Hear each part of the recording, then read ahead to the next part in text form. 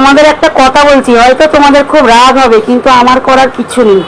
আমার পুরনো আইডি থেকে আমি গুড মর্নিংটা ছেড়েছিলাম, ভাইরাল ভিডিও ডিলিট করিয়ে দিয়েছে এই মাম্পি বেশ্যা একটা শালা।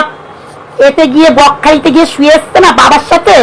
হ্যাঁ হ্যাঁ, তোমরা অনেকে জিজ্ঞেস করেছো কে মাম্পি। মাম্পি কি কি কুইন? তাহলে কুইন এই যে ঝাঁটার বাড়ি কে কুইন? শোন মাম্পি, তোকে বলে দিচ্ছি, রাহুলের বউ মাম্পি, বলে দিচ্ছি, তোর বাবার কাছে রাত কাটিয়ে এসছিস, ভালো করেছিস।